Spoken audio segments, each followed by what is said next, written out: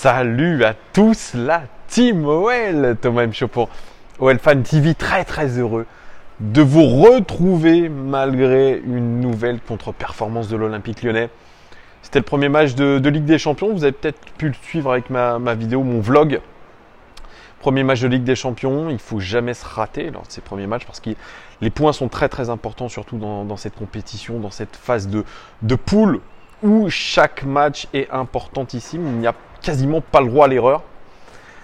Et l'OL, a pataugé un petit peu dans la gadoue.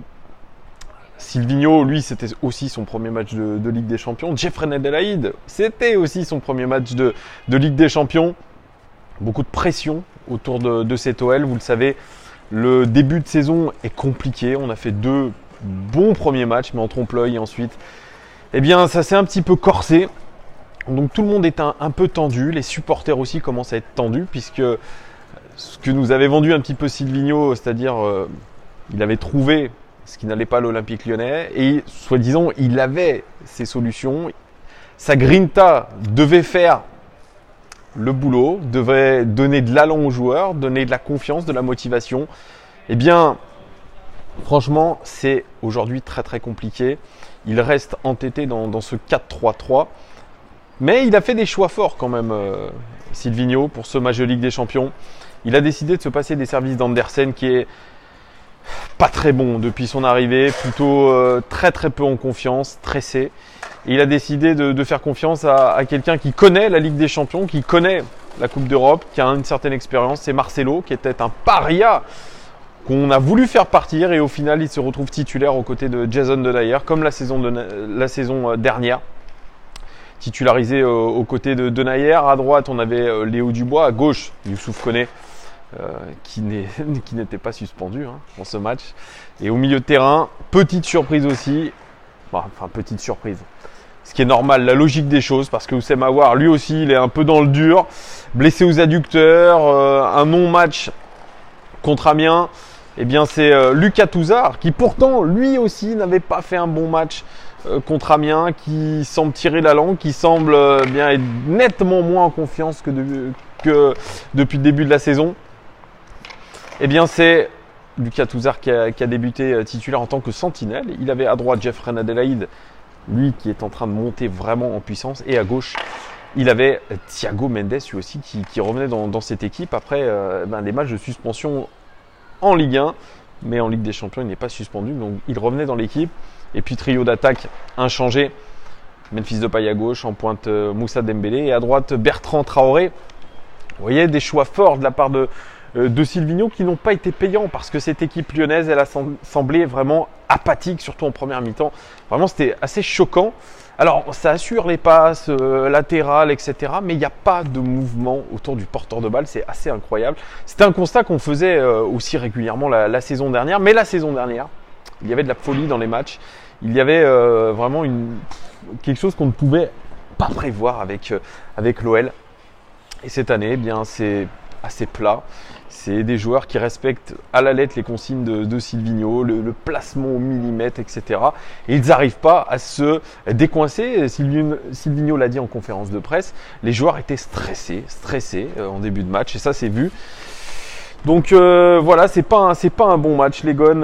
Je vais rentrer dans les statistiques générales de ce match. 20 tirs quand même côté lyonnais. On a quand même tiré contre 12 tirs côté russe du Zénith Saint-Pétersbourg.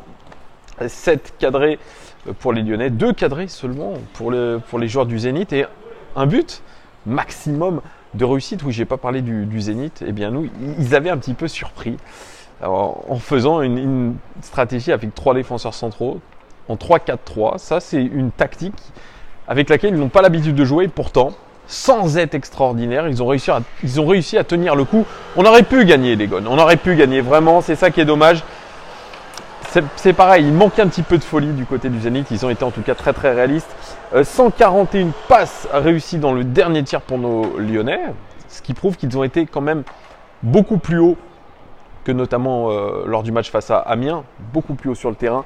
72 passes réussies dans le dernier tir pour les Russes. En seconde mi-temps, au début de la seconde mi-temps, quand on a marqué ce penalty, là on était assez haut sur le terrain. Donc oui, ça se révèle un petit peu dans les statistiques. 15 tacles côté lyonnais, 39 tacles côté russe. Ils ont défendu quand même leur bout de gras. Vous voyez cette statistique assez hallucinante. 53% de possession dans le camp du Zénith Saint-Pétersbourg pour nous et eux 47% de possession dans notre camp. Ce qui veut dire que les blocs étaient quand même, sans être très très hauts, mais en moyenne, ils étaient sur des blocs médians. Alors Silvino a parlé de blocs bas en première mi-temps pour le Zénith. Oui et non. 9 passes réussies dans la surface sur 22 pour l'OL, c'est peu. 10 passes réussies dans la surface sur 19 pour les Russes, qui est un poil meilleur. Au niveau des expected goals, dans le jeu, l'OL a créé 0,53 expected goals. C'est très faible, très faible ce qu'on a créé dans le jeu.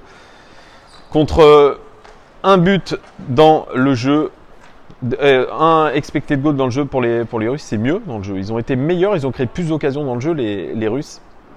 Au niveau des expected goals sur les coups de pied arrêtés, on en a eu pas mal, notamment des corners. On a créé 1,14 expected goals. Et au total, ça fait 1,67 expected goals pour les Lyonnais. Vous voyez, on aurait dû marquer un but et demi. On sait que c'est pas la réalité, mais en tout cas, on était à peu près dans les cordes. Et le Zénith, 1,15. Au final, ils ont été extrêmement réalistes. Quasiment leur seule occasion a été mise dedans par Azmoun. Azmoun qui était l'année dernière le meilleur buteur du Zénith. Vous voyez, il fallait s'en méfier. Lui, il a tout fait dans ce match. Il a marqué, il est sorti sur blessure. Bref, c'était un sacré rebondissement. Au niveau de la stratégie, je vous l'ai dit, de Silvino, c'était un 4-3-3.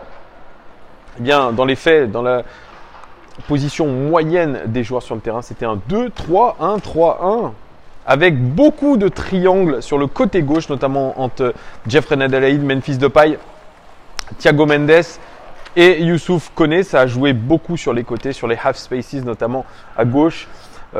Ces half spaces, je vais vous mettre aussi l'infographie, 57 passes, 46 réussies, c'est quand même plutôt pas mal. 10 dans la surface de réparation, seulement 2 réussies, c'est ce que je vous disais. Dans la surface de réparation, on n'a vraiment pas été très bon du tout. C'est là où ça a pêché. On a vraiment beaucoup axé nos attaques à gauche du terrain. Au niveau de la zone 14, vous savez, c'est cette zone proche de la surface de réparation où vous avez 4 fois plus de chances de marquer si vous faites des passes verticales dans la surface de réparation. 18 passes dans cette zone 14, 16 réussies. 3 dans la surface de réparation, 2 réussies, aucune passe décisive. Vous voyez, on n'a pas été très bon. Au niveau des statistiques individuelles, Anto Lopez, il a eu un début de première mi-temps un peu difficile parce que il est très mal sorti. Il a failli nous coûter un but. Il s'est mal entendu avec Denayer. Il a fait une sortie un peu kamikaze qui aurait pu nous coûter cher. Derrière, il s'est bien rattrapé. Il a fait quelques belles relances au pied. Sur le but, il peut absolument rien parce qu'au final, l'attaquant arrive très vite sur lui et voilà, il est obligé il constate les dégâts. Je vous conseille d'aller sur le site qui s'appelle Main Opposée, qui est fait par Nicolas Drouet, où il analyse régulièrement les prestations des gardiens de Ligue 1 et notamment notre gardien Anthony Lopez, et je trouve que c'est plutôt pas mal. Il lui a mis la note de 6 sur 10, et bien moi je lui mets aussi la note de 6 sur 10 parce que c'est ça, Anto Lopez qui a fait un match correct. Jason Denayer, eh bien Jason Denayer, il a fait un match solide, à part sur ce fameux but de Azmoun où la défense centrale s'est complètement trouée, notamment Marcelo. Vous vous retrouvez quand même à 6 contre 2. Parce que la combinaison entre Dzyuba et Azmoun, ils sont 2 contre 6. Donc c'est absolument incroyable aujourd'hui de prendre un but sur une action pareille. Franchement incroyable. 7 ballons récupérés pour Jason Denayer. C'est la seule statistique que j'ai pour lui dans le top 5 des joueurs. Voilà, il a fait un match plutôt sérieux. Je lui mets la note de 6 sur 10 à Jason Denayer. Marcelo, il a fait plutôt un bon match, à part sur son erreur d'appréciation qui nous coûte cher, mais en tout cas il a fait sinon un match plutôt solide dans ses standards. 52 passes réussies sur 61, 5 dégagements, c'est le record côté lyonnais dans ce match. 8 duels défensifs réussis sur 10, c'est le record côté lyonnais dans ce match. Il est présent dans cette surface de réparation, il est plutôt rassurant, mais vous voyez, dans le foot, il faut être concentré jusqu'au bout. Et là, il ne l'a pas été Marcelo. C'est bien dommage, mais pourtant, pour sa prestation globale, allez, je lui mets quand même la note de 7 sur 10. Je sens qu'il va y avoir des commentaires, mais allez, je lui mets 7 sur 10 malgré le fait qu'il ait été pris dans le dos par Azmoun. Koné, moi, écoutez, Koné, je l'ai trouvé plutôt intéressant lorsqu'il est monté, parce que c'est un joueur qui va prendre pas mal son côté, qui va beaucoup centrer. Et on a vu qu'hier, les latéraux ont eu beaucoup plus d'autorisation de monter, puisque le bloc était plus haut. Et franchement, c'est pour ça qu'on a beaucoup centré. Malheureusement, il a été pas trop en réussite, Koné, sur ses centres. 62 passes réussies sur 68, c'est plutôt pas mal. 2 duels réussis sur 2, 8 ballons récupérés. Record côté lyonnais dans ce match, c'est très bien ça. 2 interceptions et 3 dégagements. Par contre, 0 centre réussi pour lui. Ça, c'est quelque chose qui fâche un petit peu. Mais je l'ai trouvé quand même intéressant, Koné. Il a fait pour moi un bon match. Je lui mets la note de 7 sur 10. Il a été vraiment pas mal. Il faut qu'il monte lui aussi en puissance. Il faut qu'il s'adapte aussi à notre équipe. Il faut que, voilà, il va le faire petit à petit. Léo Dubois, 61 passes réussies sur 69, 6 ballons récupérés, une interception. Un match plutôt correct pour Léo Dubois qui a été très très peu en réussite sur ses centres. Pourtant, lui aussi, c'est sa qualité première. Les centres, eh bien là, c'était des centres souvent sous les gants du gardien. Mais il a essayé de combiner, il a eu son abattage, je dirais, classique. Et dans les faits, c'est plutôt correct. Je lui mets la note de 6 sur 10. Lucas Touzard, mais il n'a aucune statistique dans le top 5 des joueurs de ce match. Moi, je l'ai trouvé quand même très moyen, Lucas Touzard. Il a récupéré quand même quelques ballons. C'est vrai, il en a gratté. Pas assez pour être dans le top 5, mais voilà, je l'ai senti. J'ai pas senti cette valeur ajoutée encore une fois. Silvinho lui a donné 180 minutes de jeu entre Amiens et le Zénith Saint-Pétersbourg. Il lui fait confiance, hein, alors qu'au début, c'était lui aussi un paria. On avait dit qu'on n'avait pas besoin de ce joueur parce qu'il n'était pas assez technique, etc. Aujourd'hui, Silvinho trouve en Lucas Touzard un certain équilibre. Soi-disant, il serait la première rampe de lancement à la relance. J'ai pas trop vu ça encore. Hein. Beaucoup de latéralité, beaucoup de jeux vers l'arrière. Non, Lucas Touzard n'a pas fait un bon match. Je lui mets la note de 4 sur 10. C'est pas bon du tout. Thiago Mendes. Je vais vous donner ses statistiques, 73 passes réussies sur 78, c'est le record du match tout simplement. Il a bien assuré ses passes, 2 passes clés aussi. 28 passes réussies dans le dernier tiers sur 31, c'est super. Il a assuré ses passes aussi, c'est le record du match. 3 interceptions, c'est le record du match. Alors que visuellement, on a vu un joueur franchement pas bon. Hein. On n'a pas vu un joueur qui a pesé sur le match, on a vu un joueur qui a essayé pourtant de porter ce ballon. D'ailleurs, sur les statistiques du match, c'est celui qui à la meilleure progression balle au pied, qui apporte le ballon dans les zones les plus dangereuses du terrain. Et oui, ça il faut le dire, hein, il faut le dire. C'est lui qui apporte dans les zones les plus dangereuses du terrain. Donc visuellement, c'était pas extraordinaire, mais au niveau des stats, les gones, c'est quand même plutôt pas mal. Donc ça, moi, ça relève un petit peu sa note à Thiago Mendes, que j'ai pas trouvé transcendant aussi. Je lui mets la note de 6 sur 10, un peu plus que la moyenne. Jeffrey Adelaide, meilleur lyonnais de ce match, prise de balle impeccable, orientation du ballon, accélération, cassage de ligne, élégance. Jeffrey Adelaide, ça a été un tueur. C'est celui qui a, dans le jeu, créé le plus d'expected goals. C'est pour vous dire, c'était son premier match de Ligue des Champions et pourtant, franchement, je vais vous dire, il avait une confiance en lui. On sent que c'est quelqu'un qui a quand même pas mal baroudé, qui aujourd'hui est en train de prendre confiance en lui. 49 passes réussies sur 52, c'est très bien. 4 passes clés, record du match, tout simplement. 26 passes réussies dans le dernier tir sur 28. C'est quand même plutôt pas mal. 7 duels réussis sur 8, les gones. Record du match et 7 ballons récupérés. C'est un véritable récital de Jeffrey Adelaide, vraiment qui a été impeccable. Seule fausse note, eh bien, c'est qu'il a raté l'immanquable face au gardien russe. Il était tout seul et puis il n'a même pas cadré le ballon. Il aurait mérité ce but et c'est peut-être ça qui entache un petit peu sa prestation. Sinon, il aurait véritablement été le héros de ce match. Je lui mets quand même la note de 8 sur 10. C'est un joueur vraiment, c'est vrai, pas pour son arrivée, mais c'est prometteur en tout cas. Il a cet abattage qui nous manque, il a cette percussion qui nous manque. Franchement, je l'ai trouvé très très intéressant, Jeffrey Adelaide. Memphis Depay, Alors lui, c'est Dr. Jekyll and Mr. Hyde. En sélection, il casse tout. Mais alors chez nous, pas là, là. Longtemps, il a fait un match très moyen, des dribbles absolument dégueulasses, une vitesse de jeu, d'exécution néante, des frappes de balles de poussin. Ouais, alors que lui, il a une belle frappe de balle. On en est loin de sa frappe contre le Paris Saint-Germain à la dernière minute, il y a 2 ans. Hein. Ah, on en est loin, hein, parce que là, les frappes de balle, c'était pas du tout ça. Et pourtant, il a le mérite quand même d'avoir provoqué le pénalty, de l'avoir marqué. Franchement, rien que ça, pour moi, ça lui élève la note de sa prestation. Au niveau des stats, c'est 3 passes clés, 22 passes réussies dans le dernier tiers sur 29 pour lui, ce qui est plutôt pas mal. Un centre réussi sur 11. C'est dur, ça.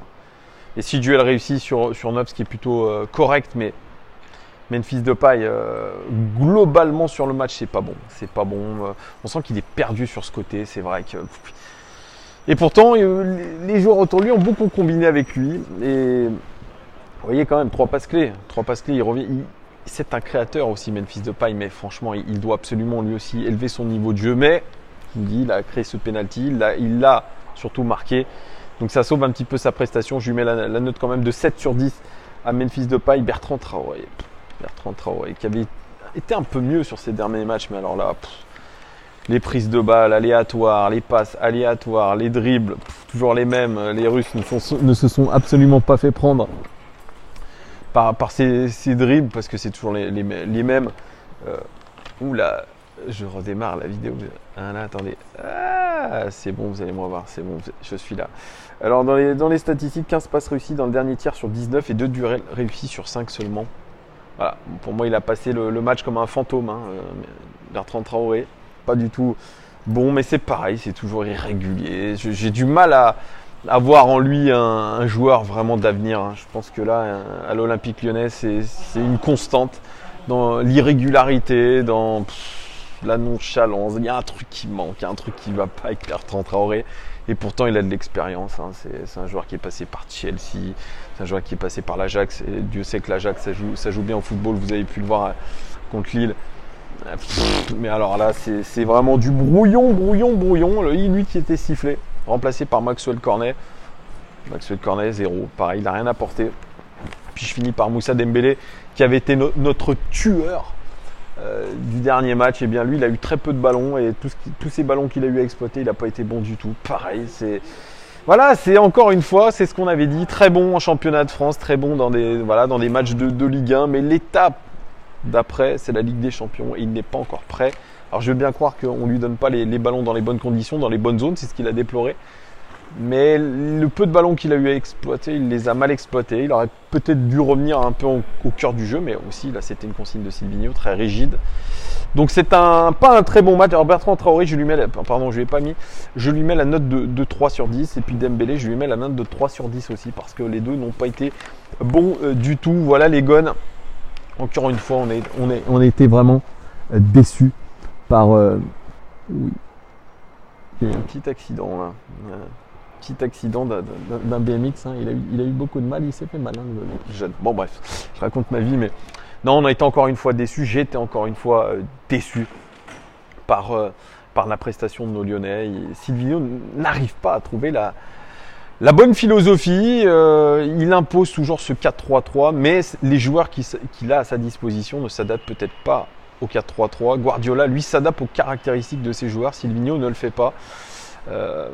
On a vu encore une équipe qui était au niveau de l'intensité qui n'était pas dedans, notamment en première mi-temps où il y a eu très très peu d'intensité. Pour voir un petit peu d'intensité, franchement, on a vu les 25 premières minutes de la seconde mi-temps où on a essayé de faire du jeu, mais après ça c'est tombé encore une nouvelle fois. Il y a un problème de physique, il y a un problème peut-être de tactique, il y a un problème d'animation de jeu, il y a un problème de consignes trop rigides. Il y a beaucoup de problèmes actuellement à l'Olympique Lyonnais. Comment on va résoudre tout ça? Il y a le cas où c'est Oussem Aouar. Oussem Aouar, il n'est même pas rentré en jeu hier. Ça montre, je vous l'avais dit, hein, c'est en Ligue des Champions contre Barcelone. Il n'était même pas rentré en jeu non plus.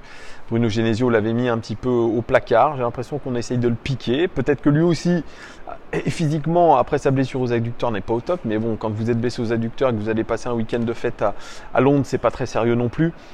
Il y a plein de choses à revoir. Il y a des problèmes, peut-être c'est le mental aussi qui agit, mais là, Je suis pas d'accord avec Jeffrey Adelaide quand il dit on a fait un grand match. Non, on n'a pas fait un grand match hier. Cette équipe du Zénith, si on est à notre niveau, on doit la battre. Parce qu'elle a beau être solide, on doit absolument mettre plus de buts que l'adversaire. Ils avaient une défense à 3, mais sincèrement, avec les joueurs qu'on a, on a quand même des joueurs d'aile qui sont très bons. On a des provocateurs balle au pied, on a même du Memphis Depay, il est capable de le faire. Ça, on a du Jeffrey Adelaide. D'ailleurs, je me demande s'il ne serait pas plus intéressant sur une aile avec sa capacité de percussion. Bref, vous voyez, je suis déçu. Je suis quand même très très déçu par notre équipe. Voilà. Dites-moi vous en commentaire ce que vous avez pensé du match. Dites-moi ce que vous avez pensé des joueurs. Qui a été bon pour vous? Est-ce que vous êtes d'accord avec mes notes? Qui est à sauver dans ce match? Et qu'est-ce que vous pensez de la tactique de Silvinho? Voilà, dites-moi tout en commentaire. Bien évidemment, les gars, il y aura un avant-match parce que dimanche, c'est le Paris Saint-Germain à domicile. Ça va être aussi une autre paire de manches. On a quand même joué un match de Ligue des Champions. Un match de Ligue des Champions, il y a quand même de l'intensité. C'est autre chose. Même ça prend au niveau du mental. Ça met un stress. Et là, le Paris Saint-Germain arrive très vite et on n'a pas le droit à l'erreur non plus. Donc nous verrons bien, les gars, ce qui va se passer. En tout cas, dites-moi tout en commentaire. Je vous remercie pour votre fidélité, pour vos abonnements, pour tous vos commentaires positifs. Merci à ceux que je rencontre aussi dans la rue. Morgane hier. Je remercie aussi Jordan pour la bannière qu'il m'a faite, la nouvelle bannière sur ma chaîne YouTube. Merci à lui. Vraiment, vous êtes très très très très cool les amis. Et je vous dis à très très bientôt. J'arrête pas de dire très très, mais pourquoi, voilà. À très bientôt les gars. Ciao ciao.